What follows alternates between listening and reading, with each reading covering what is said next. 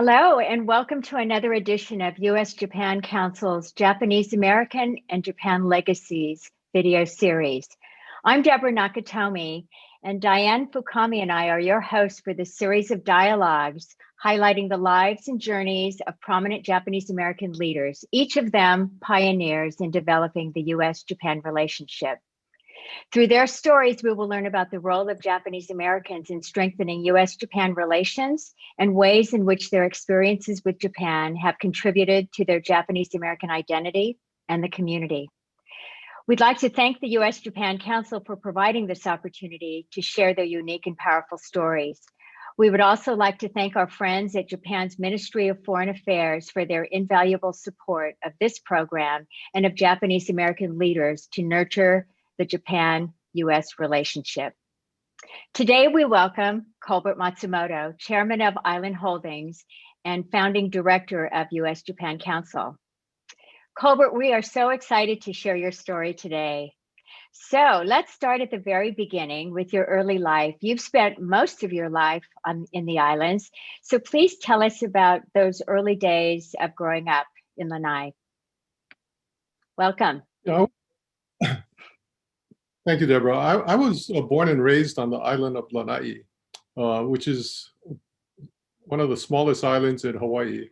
And at the time, it had a population of 2,500 people. It was also, the island known for being the world's largest pineapple plantation. So I grew up in a plantation community that was largely comprised of, immigrant workers from the Philippines, Japan, and from other Asian countries.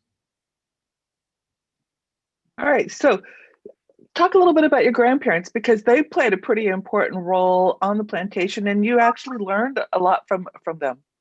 Right. My grandparents were Issei, so they both immigrated from Japan. They came to the plantation, back in the early 1900s to work, and they worked as laborers, basically. They worked in the pineapple fields, and they had a family. And then, my mother and father both also grew up on Lanai, and they worked for the plantation too. Everybody on the island worked for the plantation, basically.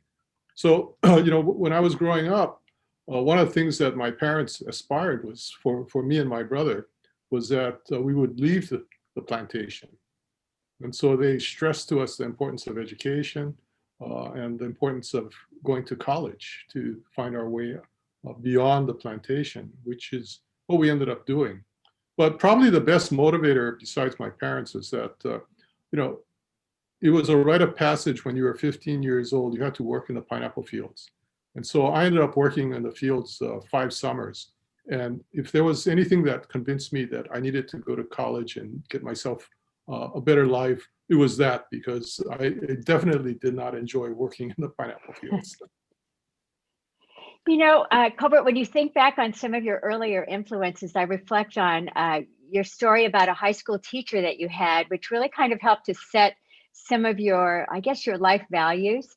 Tell us a little about that high school experience and how he kind of set you on a path. Well, there were 2 teachers that were really influential in my teenage years. And one of them was, a teacher that had come to Lanai from Oklahoma. And he was very different for us. I grew up in a community where there were few white people. Anybody who was white was a plantation manager or supervisor or a doctor. And then there were teachers. And so for me, the few white people that I had a chance to interact with were teachers. And so he was unusual because this was in the 60s. And in those days, we used to have to, the morning ritual was that we would raise the flag, we would sound the, we would stand up and say the Pledge of Allegiance, and that was the routine. But he challenged us as to why should we do that? It wasn't something that we should just take for granted that we should have to do.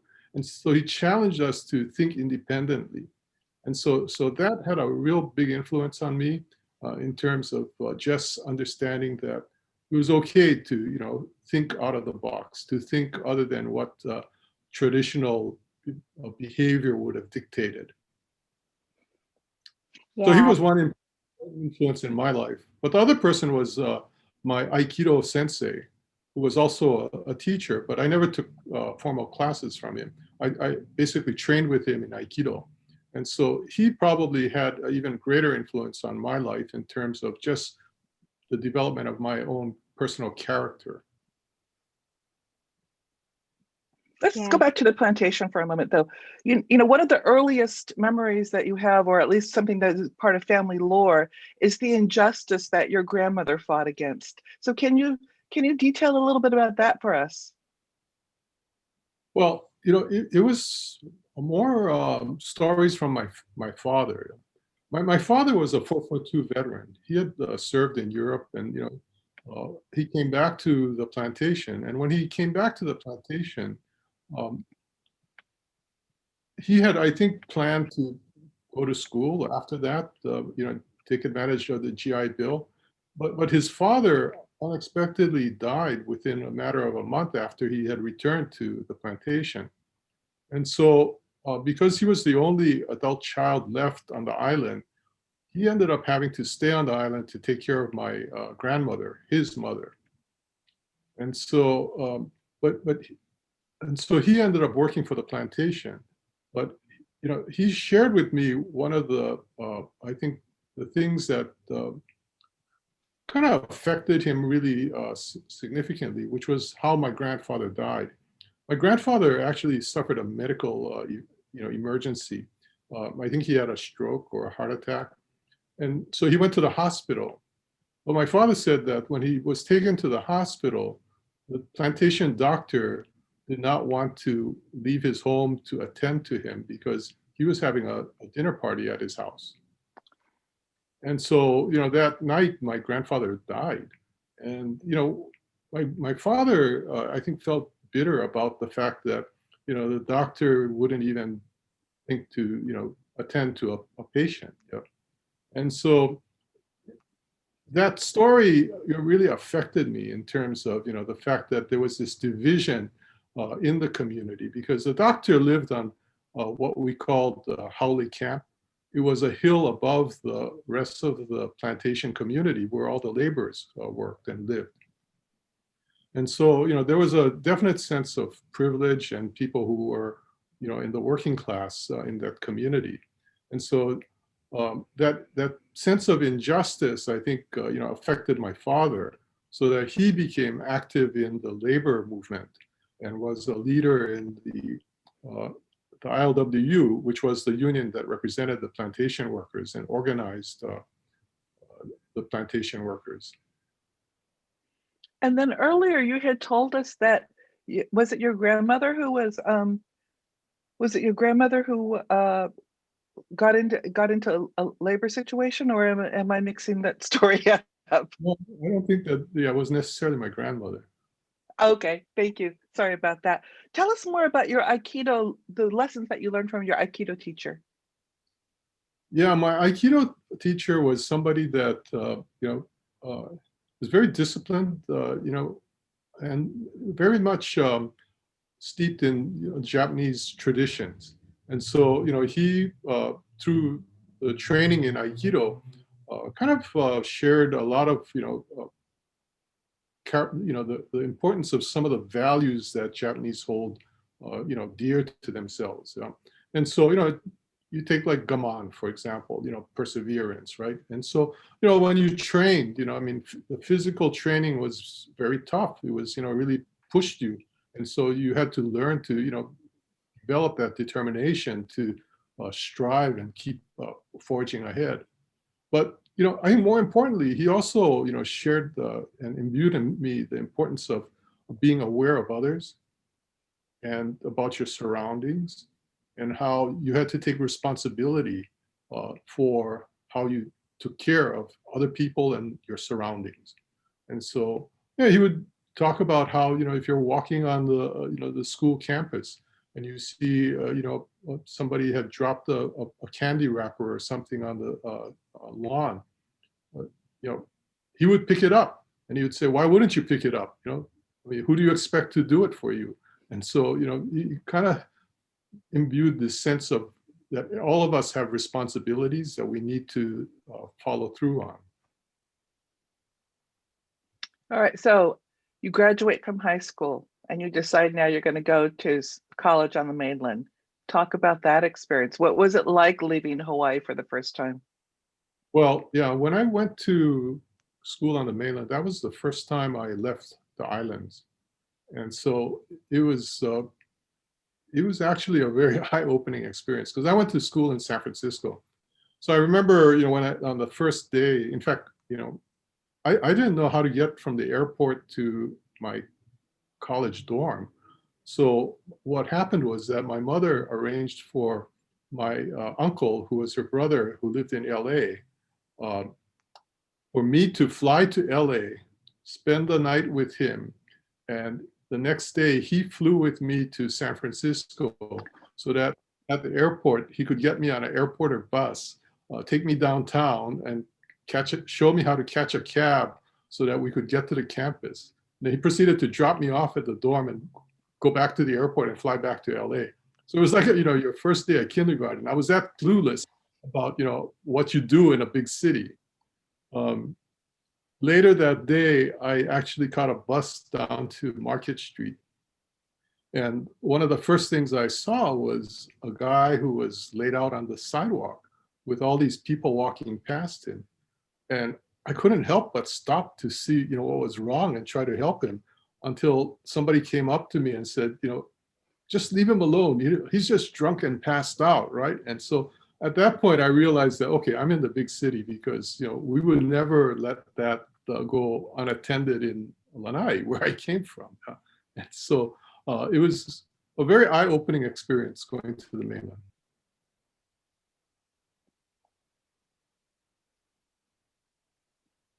So sorry, I think that's my cue. Colbert, I messed up. All right, so you after you graduated from college, what were your aspirations at that point?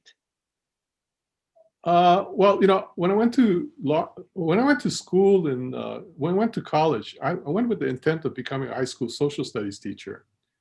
But it just so happened that around that time was when I think that the generation before us was kind of reaching their prime, and the baby boomers were, there were just too many of us, and there wasn't a need for new school teachers. So I decided I needed to do something else. So I ended up going to law school. I was fortunate because I, applied to several schools and I was able to get into Berkeley. And so that's where I attended school. What kind of law did you want to do? Did you have any idea? No, I thought, when I went to law school, again, I had never met a lawyer until I started to apply to law school. And so I really had no clue what being a lawyer was all about, other than what I had seen on television, which was, Perry Mason or the Defenders, And so I thought, if you become a lawyer, you become a criminal lawyer. So I had planned to become a criminal defense lawyer, which after my first semester of law school, I thoroughly dismissed as a career path. Tell us about the environment, kind of the social setting when you were in San Francisco and later in law school in Berkeley. Because I remember you talking about some of what you were experiencing in terms of the coming of age of politics and idealism. And how did that kind of influence you in some of the choices that you made at that time in terms of your career and your future? Yeah, I grew up in the 60s. So, when I was in high school, it was at the peak of the anti-war movement, the civil rights movement, things like the war on poverty were, at the forefront of people's attention, as well as, that was the first time they had an Earth Day.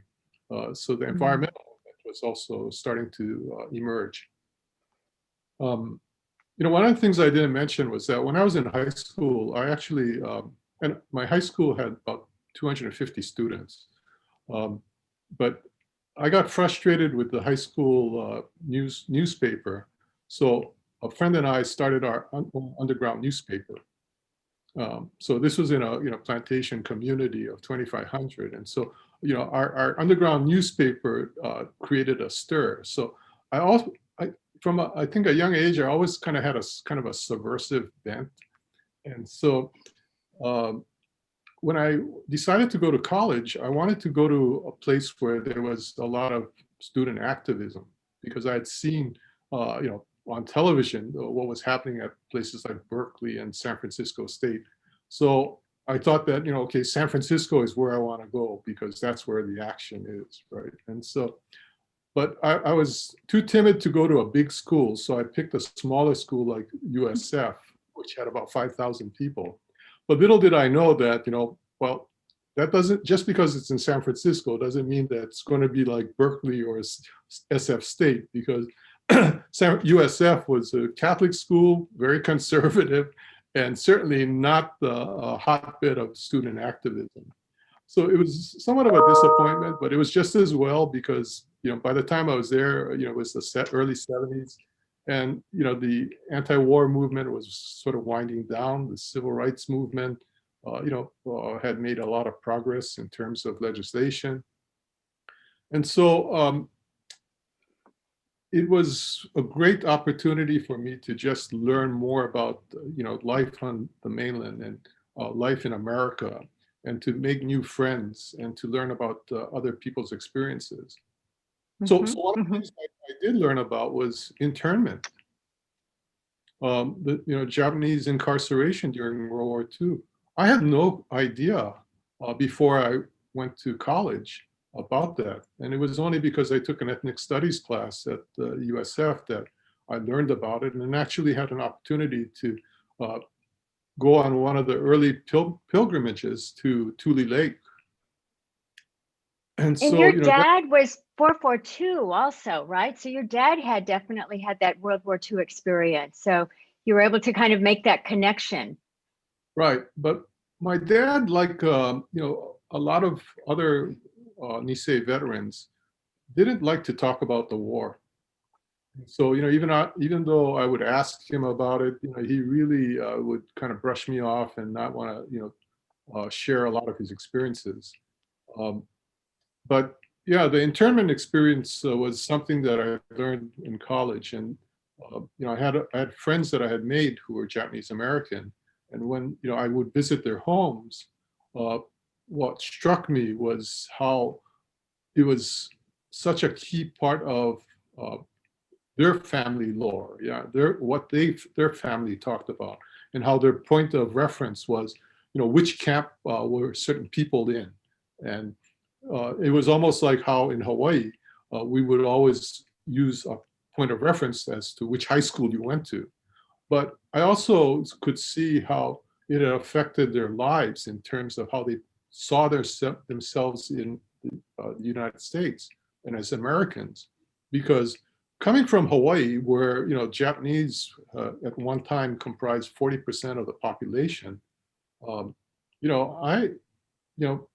I didn't feel belittled being in the community on the mainland, but I could sense that there was a certain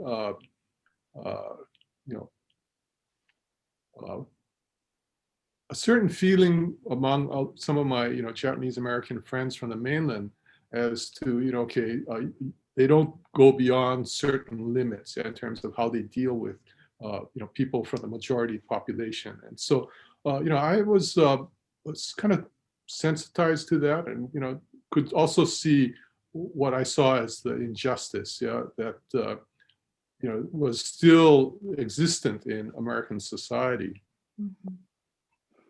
So your awareness has really been awakened while you're at college in California in the mainland, going through law school.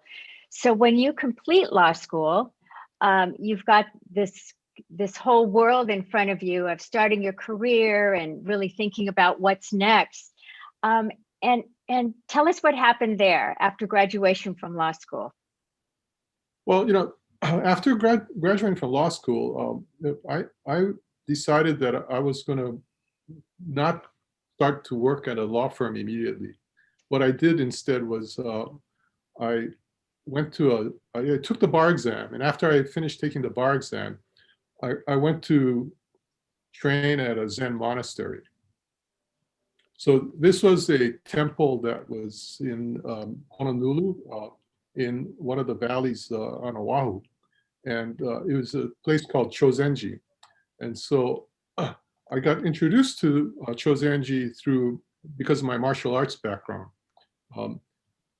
I had always been interested in continuing my training in martial arts, but then I was also interested in the philosophical foundations of the martial arts. And so, Japanese martial arts aren't just about the physical aspect. There's also a philosophical underpinning to it. And so I had learned that Zen was an important part of Japanese martial arts. And so I went to this temple with the intent of just deepening my understanding of martial arts.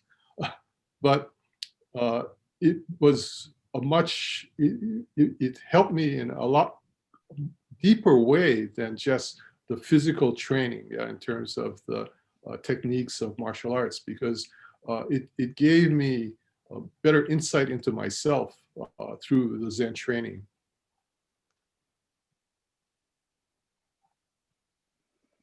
So what were some of the lessons So why did that you make took? this? Why did I do that? Go ahead. Well, I think again, Yeah, I mean, how many people do you know who graduated from UC Berkeley Law School, USF, and then decides to go to a Zen training for 6 months? When I would come home for the summer while I was in law school, I had a chance to meet the Zen master at this temple. And so when I met him, I was really struck by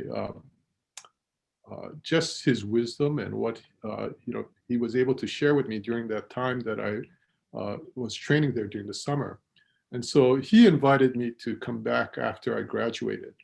And so I took him up on that invitation because I saw it as a unique opportunity that, once I started working, that it would be hard for me to do something like that. And so I ended up living in and training at the dojo, as we called it, for 6 months. And it was the most intense, physical and psychological experience I had had over a period of time like that in my life. And so, but it also had a huge impact on me, because one of the things that it did was that it, after just spending 3 years of law school, followed by, after 4 years of college, it really opened my mind in terms of not being stuck on what I had learned, and being able to look at the world beyond the structures and the rules and the preconceptions that basically society tries to imbue on you through your training and your education. And so it was very helpful in that regard, in just making me understand how it was that I should look at things differently than how people would normally and characteristically look at things. Mm-hmm.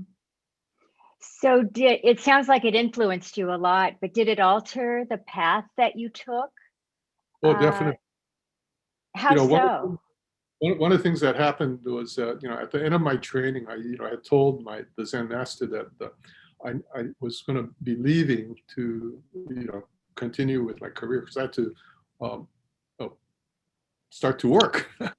And so he asked me what I was going to do. And so I told him I was going to interview with some law firms and, try to get a job, which is what you did after law school. And he asked me, why do you want to do that? And I told him, well, that's what you do. And he told me, well, why don't you do something different? So I asked him, like, what? And he told me, well, you should do something different, because if you go and work for a firm, what will happen is that you'll find a good job, they'll pay you well, you'll end up, getting married, buying a house in Hawaii Kai, getting a mortgage and starting a family, and that's going to be the rest of your life. And I told him, yeah, isn't that what everybody does? And he says, do something different before you embark on that path. And so he told me that he thought I should basically open up my own practice. And I told him, nobody does that right out of law school, you know? And so he said, well, why don't you try? And so that's what I ended up doing. I hung up my own shingle, and it was a struggle. And I think he knew that it was going to be a struggle. I had to hustle for, for work. I had to find out, make friends with other lawyers so that I could basically share offices with them. But it ended up being the most pivotal decision for my career because not only did the experience, I think, help build my character, just in terms of having to deal with the different challenges of being on your own. But it also gave me the opportunity to share offices with somebody who ended up becoming a justice of the Supreme Court in Hawaii. And then the other person I shared offices with and became friends with became the governor of the state of Hawaii. And at the time, nobody would have expected that that was where they would end up. But that is where both of them ended up. And if I hadn't gone off on my own, I wouldn't have met these guys and become friends with them. And so it kind of set me on this path that you couldn't have planned by just going to college and law school and getting a corporate law job right after that. So yeah, it was kind of like a road not taken that ended up being a great road for me to go down on. All right, so after 2 years as a sole practitioner, you decide, okay, I've developed character. I've learned what I need to do. It's just too hard. And you join a law firm that eventually leads to you're being assigned as to work with the Bishop Estate. Can you tell us a little bit about how that came to be and how that was sort of another launching pad for the next stage of your career? Well, after 2 years of being a solo practitioner and struggling, I decided that, okay, it wasn't so much the financial struggle was a struggle, but I also realized that I needed mentorship in order to really learn the profession. And so I needed to be in a firm where I had, other lawyers that could help me. And so I ended up joining a very prominent litigation firm, who's the senior partner, which was, his name is Wally Fujiyama, who was one of Hawaii's greatest trial attorneys. And so I had a chance to work with Wally for 14 years until he passed away. And then I started my own law firm back in 1994. Well, within a couple of years after, just starting my law firm, as we were just starting to, kind of get our act together and try to grow and be profitable, I got tapped by the probate judge to be this court master for the Bishop Estate. And so I took on that assignment, and it was, I was tasked with reviewing the accounts of the trustees of the largest charitable trust in Hawaii, which, at the time probably was about, $6 billion in assets. And, it operated an important school for Native Hawaiian children. But the trustees were also very much involved with a number of questionable investments and other activities that created a lot of controversy around the administration of the trust. But in Hawaii, because the Bishop Estate is the largest private landowner, they have tremendous influence and power throughout the state. One of the reasons why I got selected for this position was that the judge couldn't find enough lawyers that weren't conflicted because they either represented the trust or they represented clients that did business with the trust. And since my firm did neither, I qualified. Well, no sooner did I get appointed than there was a controversy that broke out involving the trustees and their administration of the school. and it gained a lot of public attention, and so I ended up in being master and tasked with reviewing the trust at a time when there were high expectations in terms of what will the system actually accomplish in terms of addressing what people felt was not the best administration of the trusts and its affairs. Well, what that meant was that potentially I would have to offend the 5 most powerful people in Hawaii, and having just started out my law firm.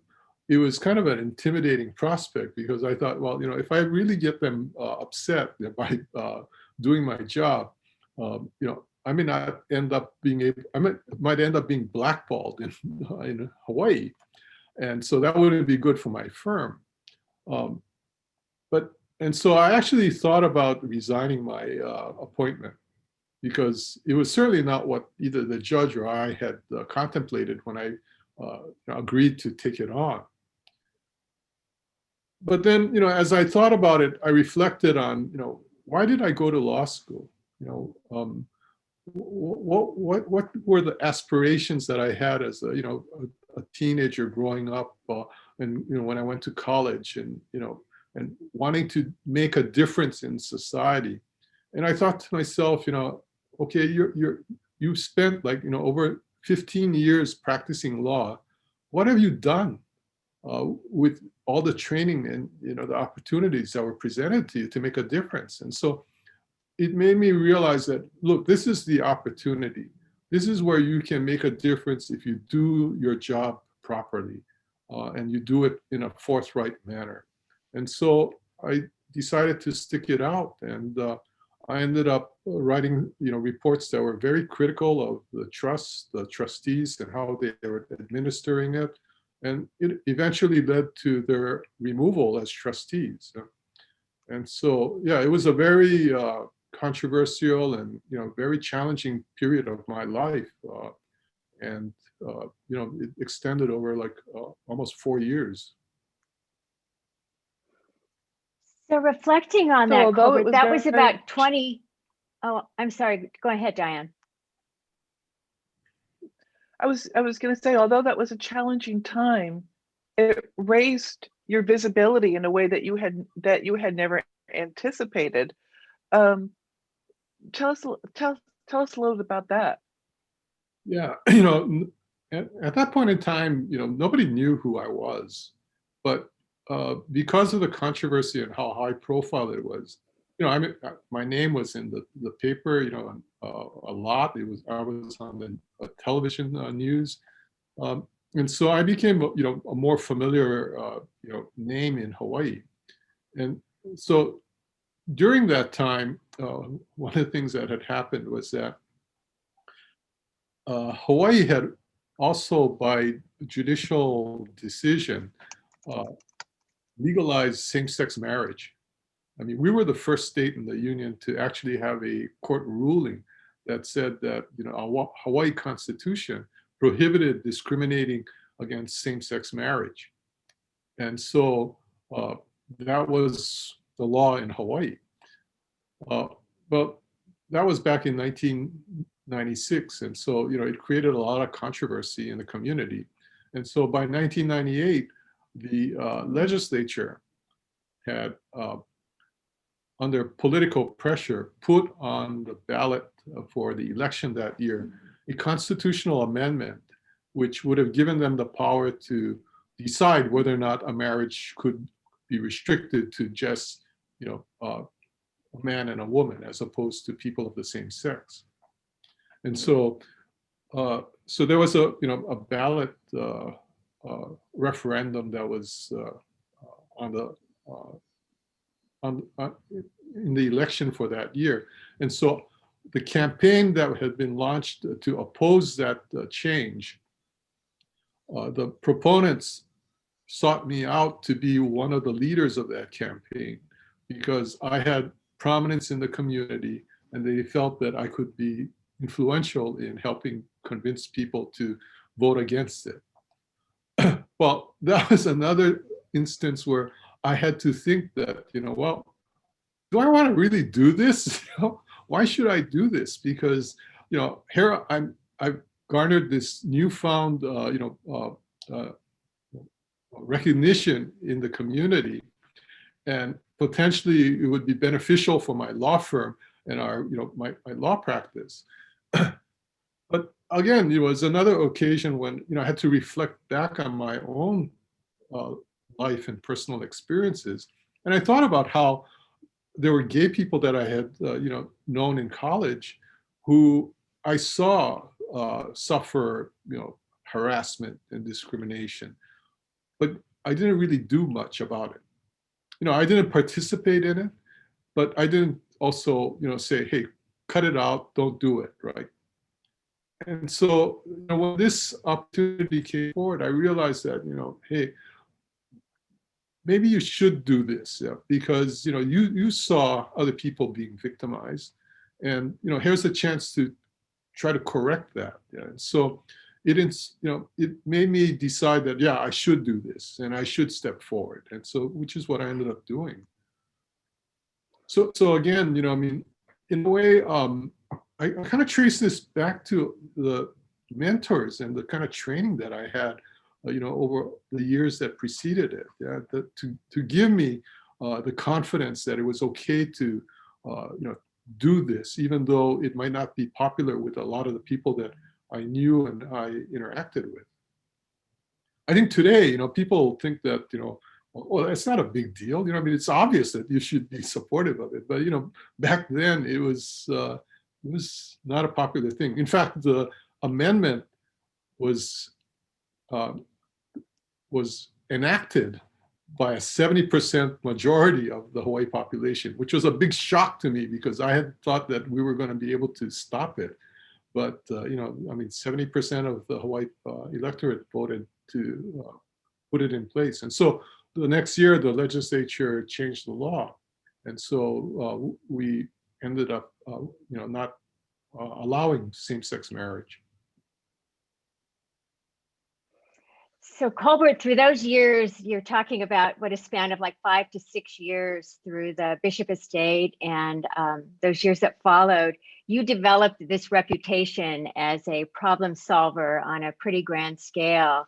And we know that the years that followed, like 15 to 20 years to present day, you have that reputation as a high level problem solver, taking really complex problems. So we want you to talk a little bit about how you've brought that skill and that experience to civic affairs, governmental affairs, and you're really active in the community as well with some of the key organizations. And you've made a real commitment in your life to do this work. So talk about how you're applying some of those that courage and those hard-won skills and experience to impact the lives of many more people both in a public setting, a governmental setting, as well as your own community. Well, one of the examples of, I guess, trying to make a positive difference occurred back in 2002. I had a couple of years earlier accepted a position of leadership at Island Insurance Company, which was a longtime client of mine as a lawyer, but they were facing a succession challenge, and so they asked me to, if I was willing to step in to provide leadership to the company. So I did. I joined the company, and I was, helping the company, kind of put in place new leadership to basically enable this Hawaii-based insurance company compete against global competitors, survive. And so that was happening for me on my professional career side. But as I indicated, in 2002, I had been called upon by some senior members of our community who were involved with the Japanese Cultural Center, which was in financial distress at the time and facing the prospect of foreclosure, to get involved with them in an effort to save the center from being foreclosed on. And so, I attended this meeting with about, there were about 15 people. and all of them were my seniors. I mean, they were like, most of them were around my parents' age. And so they were, very concerned about the prospect of the cultural center being lost because they had all been involved in the establishment of the center. And so when I attended the meeting, they looked at me and they said, Colbert, you're the youngest among us. You should be the chair of our committee to save the center. And uh, so I thought to myself, well, why would I want to do that? Because, this was in I think it was July of that year. The center was facing a $9 million debt that they had to clear before the end of the year. And I thought, the chances of success were so small in terms of, being able to do that. And this was the year after 9/11. Hawaii was in, economic distress because, people weren't traveling as much. And, again, I mean, I thought, well, if I do this and I fail, it tarnishes my reputation as a business leader. And so, I mean, that's not good, I mean, and so, I had all these thoughts that were running through my mind about, do I do this? Do I decline? I mean, what's good for the company? What's good for myself? And then, again, something inside me told me that, look, I mean, this is what, sometimes you're put in a position, for a reason, so that you can actually do something that is beneficial, not just for yourself, or for your company, but, for the larger community. And so I was lucky because I think some of the key, owners in the company that I was working for were very supportive of me undertaking this. And so I did.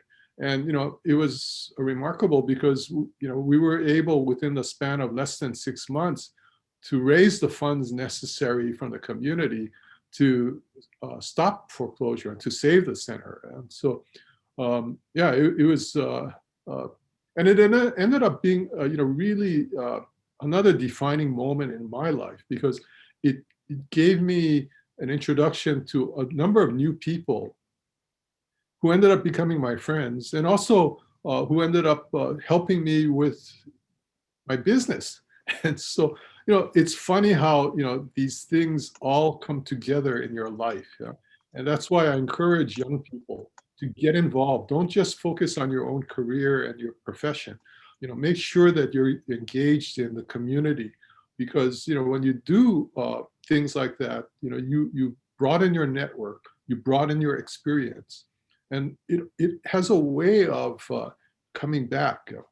One of the things that I learned when I was undergoing Zen training was to disabuse myself of linear thinking. That not everything is so rational in terms of how things come about. Because as human beings, our capacity to really anticipate all the things, all the variables, is beyond our capacity. And so you need to be able to think intuitively in terms of how you look at things and how you approach life. And so, these kinds of engagements may not be on the traditional path, but nonetheless, it has an influence in terms of the things that all come together in the course of your life. So whether or not it's immediate or if it's going to be 10 years down the line, sometimes it all comes together. Yeah? And so it's important to do good and to live based on principles that will help guide your life. Because for me, those were the things that I think got me reflecting every time I faced this kind of a challenge. It was, what are the core principles that you subscribe to, that you learned about? And, are you really being true to those principles and to those values? So Colbert, you're being too modest in talking about the fundraising there, because in terms of not thinking linearly, you did it in a very Colbert Matsumoto type of way. I understand that when you were successful in that fundraising effort, there was a proviso and a vow that you made to each donor. Talk a little bit about that. Yeah, at the outset, it wasn't as though the cultural center hadn't made many efforts to clear the debt over the years. But every campaign that they had, fell short. And so, I think that one of the things that we realized when we launched this campaign to save the center was that, a lot of our supporters had, contribution fatigue. I mean, they had, given money in the past, and so they were, probably skeptical as to, well, this is just going to be another failed effort. Well, one of the committee members, suggested, well, why don't we, let people know that we won't cash their checks until we raise enough money to actually, succeed with this campaign. And so that was an inspired, suggestion. And so we ended up, telling people that, yeah, send us your contributions, but we won't cash the checks until, we know that we have enough to save the center. And so that gave people the confidence that it was okay to send in contributions. And, over time, the checks just inundated us, actually. I mean, we ended up having over 7,000 supporters send us checks. And it was just amazing in terms of, just the community response that we got. So I want to follow up a little on this wisdom of nonlinear thinking, because another area that we know you've been really successful is in the area of government, of policy and politics. And we know that related to Hawaii's unfunded liabilities, that was one area that you had a real significant impact. And also you're doing some work now on some of the COVID-related recovery efforts and strategies. So working with bureaucrats, working with government thinkers, working in a policy environment, you bring a lot of outside thinking to that process. So talk about a little bit about that and some of your work in that space. Well, one of the things that, one of the experiences I had in my career was that I served as a trustee for the state's public employee pension system. So I was appointed by the governor back in 2000 to be a trustee of that system. And so, when I joined the system as a trustee, I think it was like about 3 years after I joined it, we got a report from our actuary that told us that we had gone from being 95% funded to less than 60% because of a number of different factors. And so it was a big shock. And it also, suggested that there was a lot of risk potentially if something didn't change. We didn't address this unfunded situation for the pension. And so realizing that, what happened was that I ended up becoming chairman of the board of trustees. And so I got the other trustees to agree with me that we needed to propose a package of reforms to the legislature to shore up the stability of the pension plan. And this meant that public employee benefits were going to be changed. And so it wasn't a popular decision. And 4 of my fellow trustees were public employee representatives. So I had to convince them that we needed to do this as a group, and that we shouldn't do this as a divided group. And so I was able to succeed in convincing them that, yeah, let's be unified in terms of this, because this is for the benefit of all of the participants in the plan. It was also for the benefit of all of the taxpayers in the state. And so we proposed a package of reforms to the legislature. Well, one of the things that I also knew was that, public employee unions were going to be, very wary of the changes that were being proposed. And so what we ended up doing was that, rather than taking them on, we ended up engaging with them. We sat down with the union leaders. We talked to them about what we were doing, why we were doing it. They themselves had their economists come and meet with us to test our analysis and determine whether or not we were telling them the truth or we're just trying to pull one over on them. And so while they didn't just roll over, they also didn't exercise their full muscle to stop it. And so we were able to get a package of reforms passed that put the system back on a more successful track.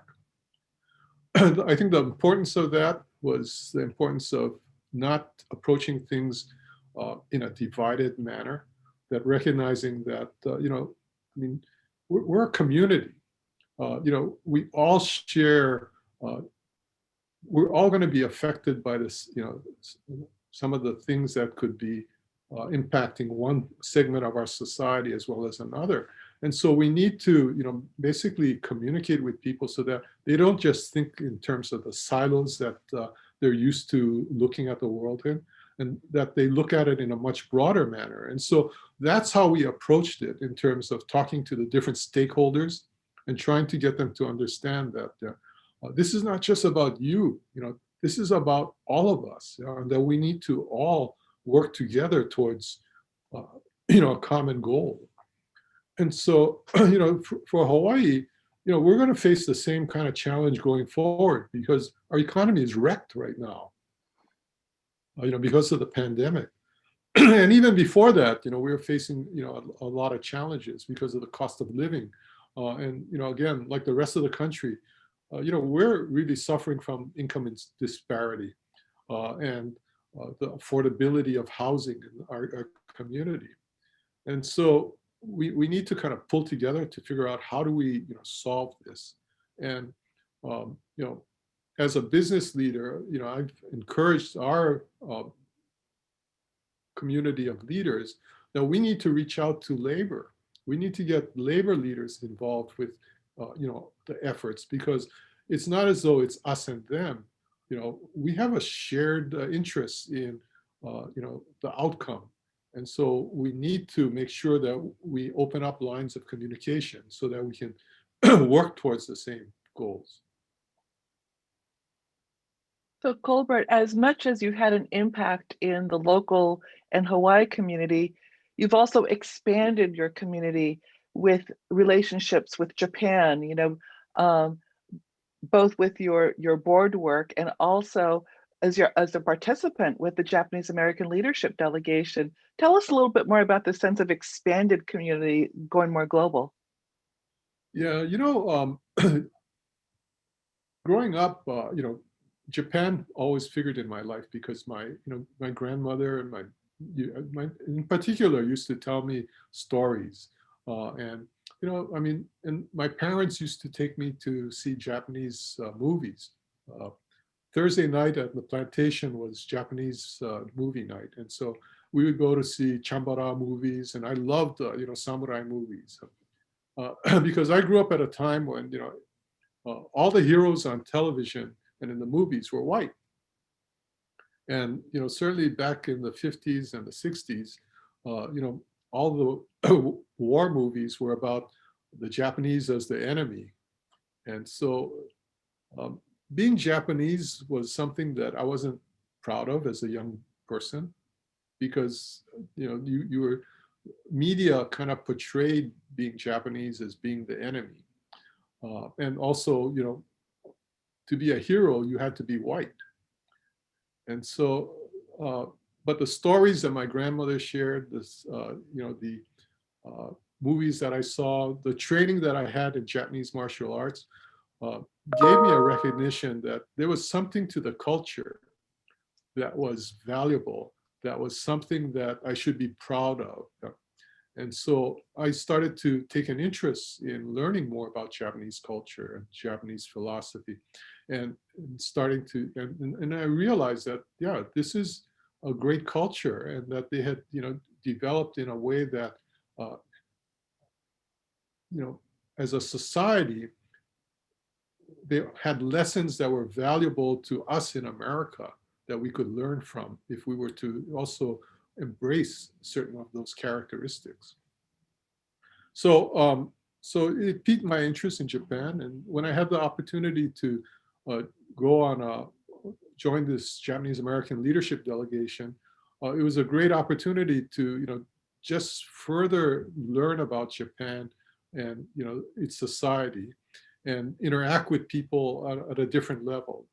And so since then, I've continued to have this interest in furthering the ties between our country and Japan. We would be remiss to talk about the U.S.-Japan Council and your experience with Japanese American Leadership Delegation without mentioning Irene Hirano Inoue.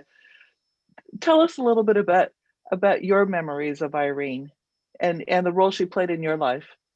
Yeah, Irene, I first met Irene around 2003 or 4. It was after I had worked on the cultural center, and the campaign to save the cultural center. And so I think word had gotten out that, oh yeah, Colbert Matsumoto, he knows how to raise a lot of money. Irene was the president of the Japanese American National Museum at the time, which was also having some financial difficulties. And so, so she reached out to me to see whether or not I would, join the one of the boards of the museum. And so, so I did, and that was my introduction to Irene. And it was good for me. I mean, it gave me the chance to work with a whole different cast of characters who were involved at the center, and it also exposed me to I think some of the challenges and issues and that confronted the Japanese American community on the mainland as opposed to in Hawaii. But it also exposed me to Irene's leadership and her style of leadership, which I grew to really admire, because Irene had this, her capacity to work and to just take on challenges was really inspiring. I mean, when she led the Japanese American leadership delegation that I went on, I was with her we were with her like 24 hours a day for like 7 days, and she was incredible. How I would wonder, when does she get any sleep? And plus we're out drinking at night, and she would be the first one up in the morning telling us that we got to get going, And so, no, Irene was a remarkable woman, but she was also remarkable from the standpoint of how I saw her interact with different leaders, both in Japan as well as in DC. And she had a poise and a confidence and ability to communicate with them in a way that I think represented our organization very well. And so I think the U.S.-Japan Council was very fortunate to have a founding president like Irene, because I think she set the organization on the right course. And I think that as a founding director, I think there was a certain skepticism among a lot of us as to, okay, could we really survive, right? I mean, the whole concept behind this council was the brainchild of Senator Inoue. But after Senator Inoue passed, there was concern as to, well, are we still going to be able to have the sponsorship and support that we had when he was still alive, and he would help influence people? Well, Irene was able to carry it forward. I think that she was remarkable in terms of just her own ability to engage with sponsors and to get them to recognize the importance of the organization and the programs that the organization had undertaken, and to be supportive of that. And so I think that she set a great example as to what kind of leadership it takes to make an organization successful. And I think that it doesn't, again, it's not just one person. It's the characteristics of the person and how the person applies those characteristics in the context in which they have to function that enable them to be successful. And so all of us should, take lessons from that and use that in our own lives and with the organizations that we're involved with to make them successful. Well, thank you so much, Colbert. We could go on and hear more leadership lessons from you, but we need to stop here. Thank you so much for being a part of this program and sharing your story. We want to thank everyone who's tuned in today for your time to hear Colbert's fascinating story. Thank you for your support of U.S.-Japan Council and programs like this that allows us to continue to bring this type of high-quality programming. We hope you enjoyed today's dialogue, and we hope you'll check out some of the others in the series, which are available on USJC's website and also on our YouTube channel. Thanks again.